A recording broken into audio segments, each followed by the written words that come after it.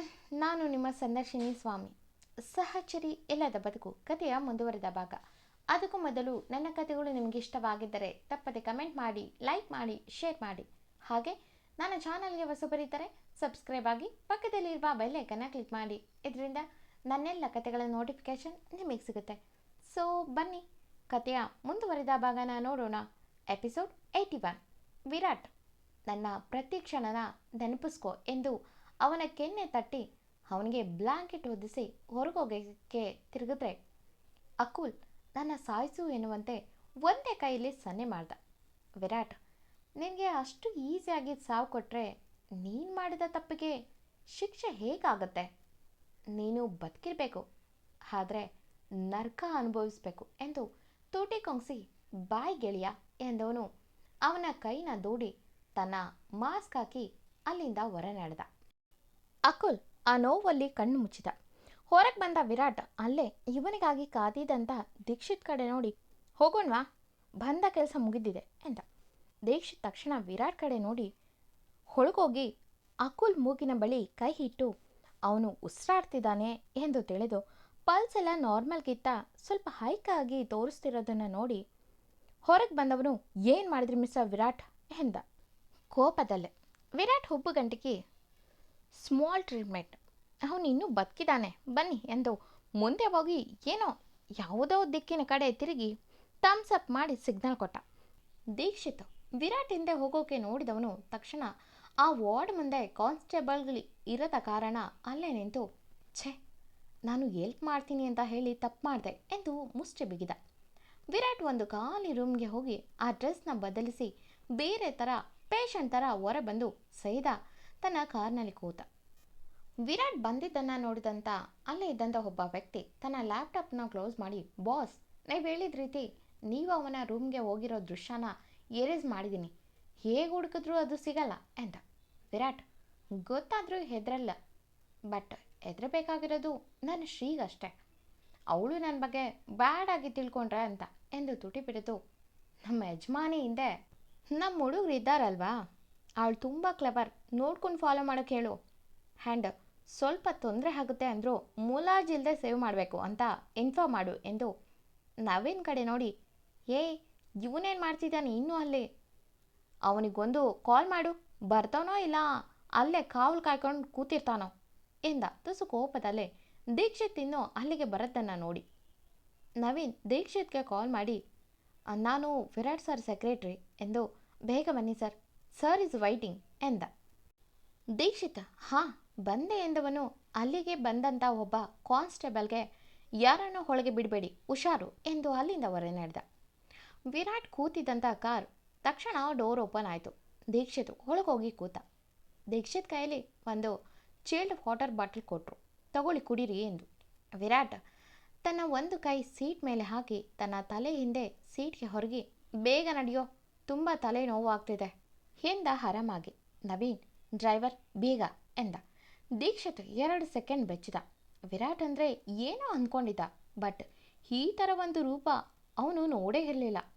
ವಿರಾಟ್ ಹಾಸ್ಪಿಟಲ್ನಲ್ಲಿ ಮಲಗಿ, ಇದು ನಮ್ಮಿಬ್ಬರಲ್ಲಿ ಇರಲಿ ಈ ವಿಷಯ, ನಿನ್ನ ಫ್ರೆಂಡ್ ಅದೇನಬ್ಬಾ ನನ್ನ ವೈಫಿ ಎಂದು ನಕ್ಕು, ಅವಳಿಗೂ ಗೊತ್ತಾಗಬಾರ್ದು, ಅವಳಿಗೆ ಸ್ವಲ್ಪ ಕೋಪ ಜಾಸ್ತಿ ಅದಕ್ಕೆ ಎಂದವನು ಬ್ಲ್ಯಾಂಕೆಟ್ ಹಾಕಿ ಏನೂ ಹಾಗೇ ಇಲ್ಲ ಎನ್ನುವಂತೆ ಮಲಗ್ದ. ದೀಕ್ಷಿತ್ ಒಂದೇ ಉಸಿರಿಗೆ ಹೊರಗೆ ಬಂದವನು ಜೋರಾದ ಉಸಿರು ತಗೊಂಡು, ದೇವ್ರೇ, ಇವತ್ತು ಯಾವ ಕಡೆ ಹೆತ್ತುತ್ತೆ ಎಂದು ಮುಖದಲ್ಲಿ ಮೂಡಿದ್ದಂಥ ಬೆವರನ್ನ ಒರೆಸ್ಕೊಂಡ. ಇವತ್ತು ವಿರಾಟ್ ಜೊತೆ ನಡೆದಂಥ ಇನ್ಸಿಡೆಂಟ್ನ ನೆನೆದು ಇತ್ತ ವಿರಾಟ್. ಅದನ್ನೆಲ್ಲ ನೆನೆದು ಶ್ರೀಮುಖ ನೋಡಿ ಅವಳ ಕೊರಳಿಗೆ ಒಂದು ಕೈ ಬಳಸಿ ಅವಳ ಕುತ್ತಿಗೆ ಬಗ್ಸಿ ಅವಳ ತುಟಿ ಮುಂದೆ ತನ್ನ ತುಟಿ ತಂದು ನಗುತ್ತಾ ಅವಳ ಮೂಗಿಗೆ ಮೂಗುಜ್ಜಿ, ಅದೆಷ್ಟು ಮಾತಾಡ್ತೀಯ, ನನಗೆ ಏನೇನೋ ಆಗುತ್ತೆ ಅಂದ.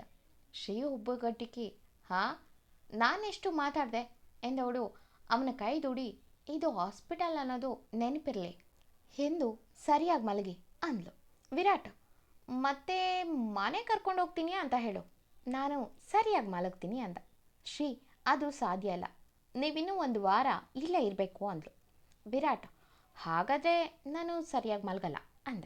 ಶ್ರೀ ಬೆರಳು ತೋರಿಸಿ ಮಿಸ್ಟರ್ ವಿರಾಟ್ ಎಂದಿದ್ದು ನೋಡಿ ವಿರಾಟ್ ಅವಳ ಬೆರಳಿಡಿದು ಪುಟ್ಟ ಮುತ್ತಿಟ್ಟು, ಅದೇನದು, ಎಷ್ಟು ಸಲ ಹೇಳೋದು ಮಿಸ್ಟರ್ ಅಂತ ಕರಿಬಿಡ ಅಂತ ಎಂದು ಸಣ್ಣದಾಗಿ ಕಣ್ಣೋಡ್ದ. ಶ್ರೀ ಉಪ್ಪು ಕಂಟಿಕಿರೋದನ್ನು ನೋಡಿ, ಓಕೆ, ನನಗೂ ಬೇಡ ನಿನಗೂ ಬೇಡ, ಒಂದು ಸಜೆಷನ್ ಕೊಡ್ತೀನಿ. ನಾನು ಇಲ್ಲೇ ಇರ್ತೀನಿ, ಬಟ್ ನೀನು ಡ್ಯೂಟಿ ಮುಗಿಸಿ ಇಲ್ಲಿಗೆ ಬಾ, ನನಗೆ ಬೋರ್ ಆಗುತ್ತೆ ಶ್ರೀ ಎಂದ ಇನ್ನೋಸೆಂಟ್ ಮುಖ ಮಾಡಿ. ಶ್ರೀ ಕಿರುಗಣ್ಣಲ್ಲೇ ನೋಡಿ ಓಕೆ ಎಂದು ಈಗ ಮಲಗಿ ಎಂದು ಪಿಲ್ಲೋ ಕೊಟ್ಟು ಮಲಗಿಸಿ, ನೀವೆಷ್ಟು ಕೆಟ್ಟವರು, ನಾನಿಲ್ಲಿ ನಿದ್ದೆ ಮಾಡೋಕ್ಕೆ ಅನ್ಕಂಫರ್ಟ್ ಆಗುತ್ತೆ ಅಂತ ಗೊತ್ತಿದ್ರೂ ಇಲ್ಲೇ ಇರಲಿ ಅಂತ ಬಯಸ್ತಿದ್ದೀರಲ್ಲ ಅಂದ್ಲು. ಅವಳ ಮಾತು ಕೇಳಿದಂಥ ವಿರಾಟ್ ಅವಳನ್ನೇ ನೋಡಿ, ನಿನಗೆ ಕಂಫರ್ಟ್ ಆಗೋ ಜಾಗ ತೋರಿಸಿದ್ರೆ ಮಲಗ್ತೀಯಾ ಎಂದ. ಶ್ರೀ ಎಂದು ತಲೆ ಆಡಿಸಿದ್ಲು. ವಿರಾಟ್ ಅವನ ಎದೆ ಮೇಲೆ ಕೈ ತೋರಿಸಿ, ಇದಕ್ಕಿಂತ ನನಗೆ ಕಂಫರ್ಟ್ ಜಾಗ ಇನ್ನೆಲ್ಲೂ ಸಿಗಲ್ಲ ಎಂದ ಹುಬ್ಬಾರಿಸಿ. ಶ್ರೀ ಅದನ್ನು ನೋಡಿ ಮುನಿಸಿಕೊಂಡವಳಂತೆ ಹೋಗಿ ಚೇರ್ ಮೇಲೆ ಒರಗಿದವಳು ಹಾಗೆ ಕಣ್ಣು ಮುಚ್ಚಿದ್ಲು.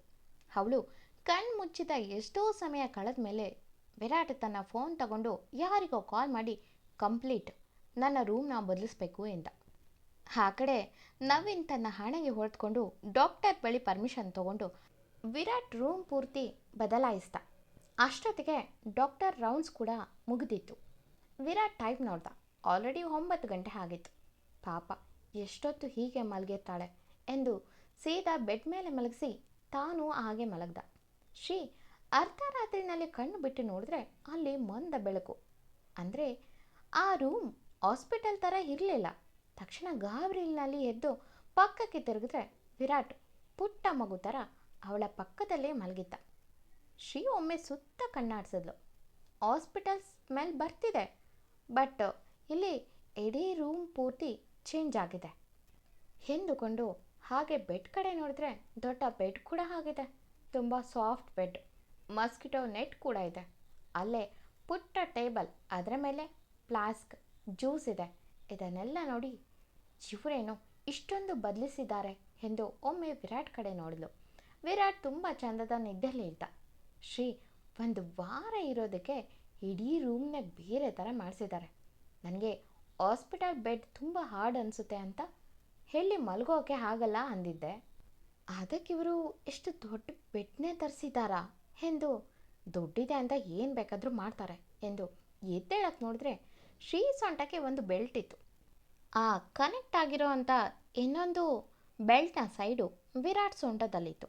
ಶ್ರೀ ತನ್ನ ಹಣೆನ ಚಚ್ಕೊಳ್ತಾ, ಇದೊಂದು ಬಾಕಿ ಈ ಮನುಷ್ಯನಿಗೆ ಎಂದುಕೊಂಡು ತನ್ನ ಸೊಂಟದಲ್ಲಿ ಇದ್ದಂಥ ಬೆಲ್ಟ್ನ ತೆಗಿಯೋಕ್ಕೆ ನೋಡಿದ್ರೆ ಅದು ಬರ್ತಿಲ್ಲ. ಲಾಕ್ ಹೇಗೆ ತೆಗಿಯೋದು ಅನ್ನೋದು ಗೊತ್ತಾಗ್ತಿಲ್ಲ ಹುಡುಗಿಗೆ.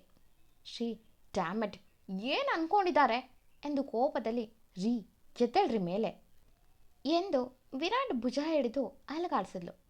ವಿರಾಟ್ ನಿದ್ದೆ ಕಣ್ಣಲ್ಲಿ ಕಣ್ಬಿಟ್ಟು, ಏನು ಶ್ರೀ ಎಂದ ಮೆಲ್ಲಗೆ.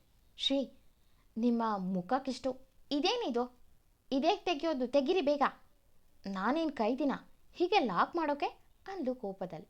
ವಿರಾಟ್ ಹೋ ಇದಾ ಎಂದು, ಎಲ್ಲಿ ನೀನು ಎಚ್ಚರ ಆದಾಗ ಇಲ್ಲಿಂದ ಎದ್ದು ಹೋಗ್ತೀಯಾ ಅಂತ ಎಂದವನು ಮೆಲ್ಲಗೆ ಅವನ ಬೆಲ್ಟ್ನಲ್ಲಿದ್ದಂಥ ಲಾಕ್ ತೆಗೆದು ಅವಳಿಗೆ ಹಾಕಿದ್ದಂಥ ಬೆಲ್ಟ್ನ ಲಾಕ್ ಓಪನ್ ಮಾಡಿ, ಓಕೆ ಹೀಗೋಗು ಎಂದ. ಶ್ರೀ ಅವನನ್ನೇ ಕೋಪದಲ್ಲಿ ನೋಡಿ, ನಿಮ್ಮನ್ನ ಎಂದು ಹಲ್ಲು ಕಚ್ಚಿ, ನಾನು ಬರ್ತಿರೋ ಕೋಪಕ್ಕೆ ಏನು ಮಾಡ್ತೀನೋ ನನಗೆ ಗೊತ್ತಿಲ್ಲ, ಇದೆಲ್ಲ ಯಾಕೆ ಚೇಂಜ್ ಮಾಡಿಸಿದ್ರಿ, ದುಡ್ಡು ಹೆಚ್ಚಾಗಿದ್ದರೆ ಯಾರಿಗಾದರೂ ಬಡವರಿಗೆ ದಾನ ಮಾಡಿ, ಅದು ಬಿಟ್ಟು ಹೀಗೆ ಬಿಟ್ಟಿ ಶೋಗಿಗಳೆಲ್ಲ ಬಳಸಬಾರ್ದು ಅಂದ್ಲು. ವಿರಾಟ್ ಅವಳನ್ನೇ ನೋಡ್ತಾ, ನನ್ನ ಹೆಂಡತಿನ ಒಂದು ರಾತ್ರಿ ಕಂಫರ್ಟಾಗಿ ನಿದ್ದೆ ಮಾಡೋ ಹಾಗೆ ನೋಡ್ಕೊಳ್ಳೋಕ್ಕೆ ಸಾಧ್ಯ ಇಲ್ಲ ಅಂದರೆ ಅದೆಷ್ಟು ದುಡ್ಡಿದ್ರೆ ಅದು ವೇಸ್ಟೇ. ನಾನು ನನ್ನ ಹೆಂಡತಿಗಾಗಿ ಇಷ್ಟು ಖರ್ಚು ಮಾಡಿಲ್ಲ ಅಂದರೆ ನಾನು ದುಡ್ದಿದ್ದು ಕೂಡ ವ್ಯರ್ಥ ಅಲ್ವಾ. ನನ್ನ ದುಡ್ಡು, ನನ್ನ ಶ್ರಮ ಎಲ್ಲ ನನ್ನವಳಿಗಾಗಿ, ಅವಳಿಗೆ ನನ್ನ ಜೊತೆ ಕಂಫರ್ಟಾಗಿ ಇರೋಕ್ಕೆ ಆಗಿಲ್ಲ ಅಂದರೆ ನಾನು ಏನು ದುಡ್ದು ಏನು ಪ್ರಯೋಜನ. ನಾನು ಒಂದು ದಿನಕ್ಕೆ ಅವಳನ್ನು ಸುಖವಾಗಿ ನೋಡ್ಕೊಳಕ್ಕೆ ಆಗಿಲ್ಲ ಅಂದರೆ ಇನ್ನು ನನ್ನ ಜೊತೆ ಲೈಫ್ ಲಾಂಗ್ ಇನ್ಯಾವ ಭರವಸೆಯಲ್ಲಿ ನನ್ನ ಜೊತೆ ಇರ್ತಾಳೆ ಎಂದ ಹುಪ್ ಮೇಲೆ ಮಾಡಿ. ವಿರಾಟ್ನ ಆ ಅರ್ಥಪೂರ್ಣ ಮಾತುಗಳನ್ನು ಕೇಳಿದಂಥ ಶ್ರೀ ಮನಸ್ಸಲ್ಲಿ ಒಂದು ರೀತಿ ಫೀಲ್ ಆಯಿತು.